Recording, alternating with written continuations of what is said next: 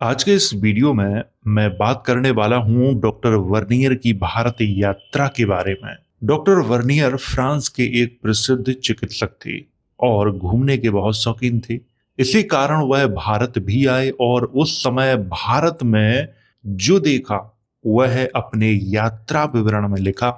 उसी यात्रा विवरण का हिंदी अनुवाद में आपको पढ़ा रहा हूं, जिसमें कई तथ्य बहुत महत्वपूर्ण हैं। परंतु इस वीडियो के अंदर मैं सिर्फ रथ यात्रा पर ही बात करूंगा। डॉक्टर वर्नियर ने रथ यात्रा के संबंध में जो जानकारी अपने यात्रा विवरण में दी है वह बहुत ही आश्चर्यजनक है। डॉक्टर वर्नियर ने 1656 से 1668 ईस्वी के मध्य भारत की स्थिति का वर्णन किया है। उस समय मुगल साम्राज्य में शाहजहां के पुत्रों में उत्तराधिकार को लेकर जंग छिड़ी हुई थी। ये आपको यहाँ पे ध्यान रखना है। और अगर आप इस बुक को पढ़ना चाहते हैं तो इसकी लिंक आपको वीडियो के डिस्क्रिप्शन बॉक्स, कमेंट बॉक्स और टेलीग्राम चैनल पर आपको मिल जाएगी, तो वहां से मंगवा के इसे आप पढ़ सकते हो। तो आइए वीडियो की शुरुआत करते हैं। तो वीडियो की शुरुआत यहां से करेंगे। रथ यात्रा। बंगाल की खाड़ी के किनारे पर जगन्नाथ नामक एक नगर है, जहां पर जगन्नाथ जी का प्रसिद्ध मंदिर है।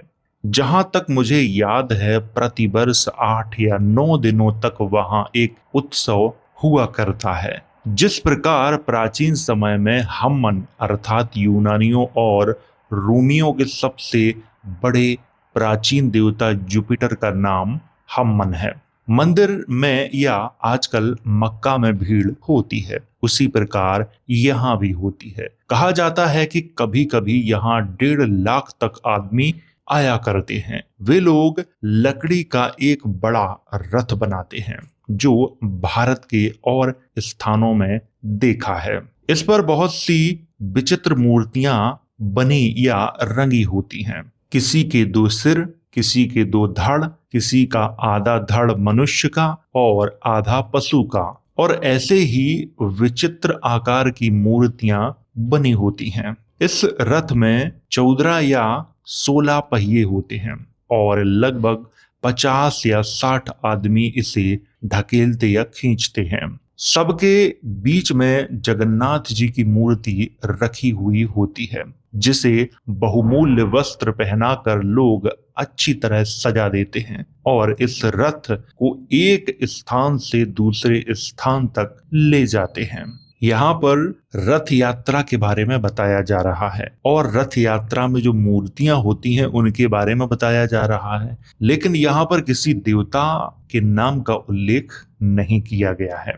जिस मूर्ति की यहाँ पे चर्चा की जा रही है वो मूर्ति किस देवता की थी, ये भी यहाँ पे नहीं बताया गया है। पहले दिन जिस समय मंदिर में दर्शन होता है उस समय वहां भीड़ इतनी अधिक होती है कि कोई वर्ष ऐसा नहीं बीतता जबकि दूर दूर से चलकर आए किसी न किसी यात्री का प्राणांत ना हो जाता हो, यानी उसकी मृत्यु ना हो जाती हो। सभी उस समय उस व्यक्ति की बहुत ही प्रशंसा करते हैं और कहते हैं कि यह बड़ा भाग्यवान था जो इतनी दूर से चलकर और यहाँ आकर मरा। यानी उस यात्रा में लोग दूर दूर से आते थे और किसी की मृत्यु भी हो जाती थी, तो लोग ये कहते थे कि देखिए ये कितना बड़ा भाग्यशाली है, वहां से आया और यहाँ पर उसकी मृत्यु हो गई। आगे लिखा है, जिस समय रथ गड़गड़ाता हुआ चलता है उस समय बहुत से ऐसे व्यक्ति होते हैं जो धर्म पर विश्वास रखकर इसके भारी भारी पहियों के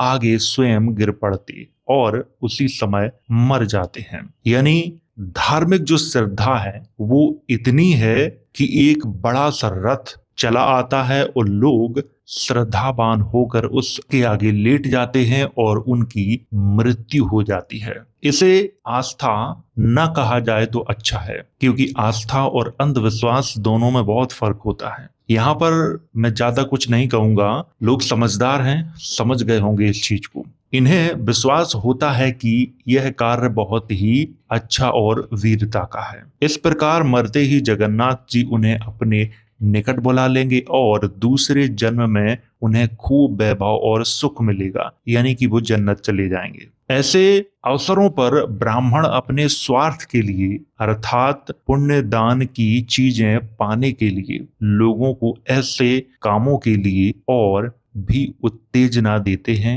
और प्रायः ऐसी धूर्तता किया करते हैं कि यदि मैं स्वयं पूर्ण रीति से उनसे परिचित ना हो जाता तो मुझे कभी उन पर विश्वास ना होता।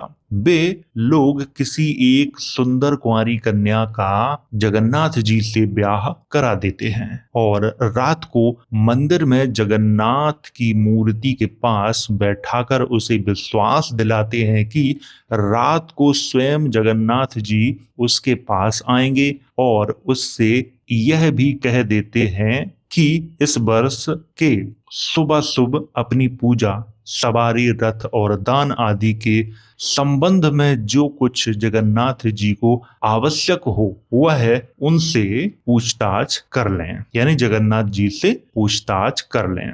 रात के समय चोर दरवाजे से एक पुजारी उस मंदिर के अंदर चला जाता है और उस कुंवारी कन्या के साथ संभोग करता है और जो चाहता है वही उस बेचारी को विश्वास करा देता है।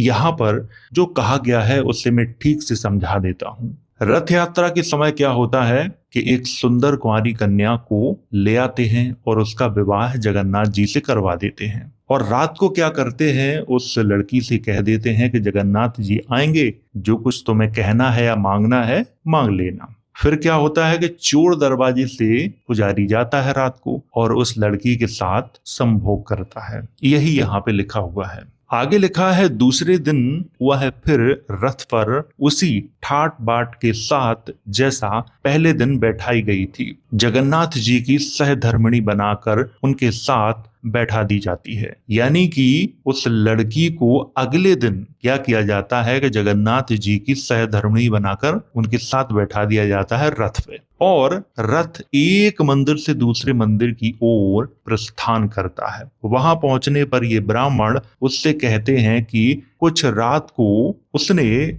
जगन्नाथ जी से सुना हो वह जोर से सब लोगों को कह सुनावे। आगे लिखा है उत्सव के दिन रथ के आगे अन्य मंदिरों में भी कस्बियों का नाच होता है और वे सैकड़ों प्रकार के भद्दे अश्लील इशारे करती हैं और ब्राह्मण उन सब बातों को भी धर्म का अंग बनाते हैं। मैंने बहुत सी ऐसी स्त्रियां यानी वेश्याओं को देखा है जो सुंदरता में बहुत प्रसिद्ध हैं पर वे सर्वसाधारण के पास नहीं जाती। उन्होंने बहुत से मुसलमानों, ईसाइयों और हिंदुओं के साथ रहना और बहुत कुछ द्रव्य लेना अस्वीकार कर दिया क्योंकि उन्होंने अपने आप को देवताओं, मंदिरों के पुजारियों और उन साधुओं को अर्पण कर दिया है जो धूनी रमाए और जटा धारण किए मंदिरों में नंगे बैठे रहते हैं और जिनके संबंध की विशेष बातें मैं आगे लिखूंगा। यहाँ पर कहा गया है कि मैंने ऐसी बहुत सी औरतों को देखा है जो सर्वसाधारण के पास तो नहीं जाती हैं और ना ही बड़े पैसे वालों के पास जाती हैं, चाहे वो मुसलमान हो, ईसाई हो या हिंदू हो। वो केवल देवताओं, मंदिर के पुजारियों और उन साधुओं के लिए हैं जो जटा धारण किए हुए मंदिरों में नंगे बैठे रहते हैं। यहाँ पर शायद देवदासियों की बात हो रही है, लेकिन डॉक्टर वर्नियर ने अपने यात्रा विवरण में रथ यात्रा के बारे में जो कुछ लिखा है ये बहुत ही आश्चर्यजनक है। रथ यात्रा में ऐसे ऐसे काम होते थे और इसको धर्म का हिस्सा बताते थे लोग, ये धर्म है। ऐसी चीजों का मैं समर्थक नहीं हूं, चाहे वो किसी भी धर्म में हो ऐसी चीजें। जैसे अभी मैंने आपको बताया कि एक बड़ा सा रथ बनाया जाता था, जब वो रथ चलता था तो लोग श्रद्धावान होकर उसके आगे लेट जाते थे, जैसे ही पहिया उनके ऊपर से गुजरता था और उनकी मृत्यु हो जाती थी। इसे आप क्या कहोगे, श्रद्धा कहोगे, भक्ति कहोगे या आस्था कहोगे? कुछ लोग इसे कह सकते हैं ये सब, पर वास्तव में ये नहीं है, इसे ही अंधभक्ति कहा जाता है। और वो ऐसा क्यों करते थे? क्योंकि उन्हें ऐसा लगता था कि अगर हम यहाँ पे मर जाएंगे तो सीधे जगन्नाथ जी के पास जाएंगे और वहां पे हमें खूब वैभव मिलेगा और आराम से जिंदगी कटेगी। किसी को स्वर्ग प्राप्त होता है कि नहीं होता है, कोई जन्नत जाता है कि नहीं जाता है, लेकिन धार्मिक लोगों ने जन्नत का ठेका ले रखा है, क्योंकि रेल मंत्री तो वही हैं, जैसा वो चाहेंगे वैसा ही होगा। जब भी मैं किसी यात्री का यात्रा विवरण पढ़ता हूं, तब सबसे पहले मैं ये देखता हूं कि उस यात्री ने भारतीय समाज के बारे में क्या लिखा है। राजाओं का और धार्मिक लोगों का वर्णन तो सब करते हैं, लेकिन समाज में क्या क्या बुराइयां फैली हैं उसका वर्णन बहुत कम लोग करते हैं। और धर्म के नाम पे जो कुछ चल रहा होता है उसका भी वर्णन बहुत कम लोग करते हैं। और ये जो घटना बताई गई है डॉक्टर वर्नियर के यात्रा विवरण में, वो 1656 से लेकर 1668 के बीच की है। अभी ज्यादा समय नहीं हुआ है, 1000-2000 साल नहीं हुए हैं। यात्रियों की यात्रा विवरणों में जब भी ऐसी बातें मैं पढ़ता हूं तब मुझे ऐसा लगता है कि प्राचीन समय में हमारे देश में बड़ा अंधविश्वास था। लोग बिना सोचे समझे कुछ भी स्वीकार कर लेते थे। आजकल तो ये सब कम हो गया है, लेकिन फिर भी कहीं कहीं कुछ जगहों पर ऐसी चीजें दिखाई देती हैं। तो उम्मीद है ये चीज आपको समझ में आई होगी। और अगर आप इस किताब को पढ़ना चाहते हैं तो इसकी जो लिंक है आपको वीडियो के डिस्क्रिप्शन बॉक्स, कमेंट बॉक्स और टेलीग्राम चैनल पे आपको मिल जाएगी, तो वहां से मंगवा कर इसे आप पढ़ सकते हो और जो मैंने यहाँ पे बताया है उसे वेरीफाई भी कर सकते हो।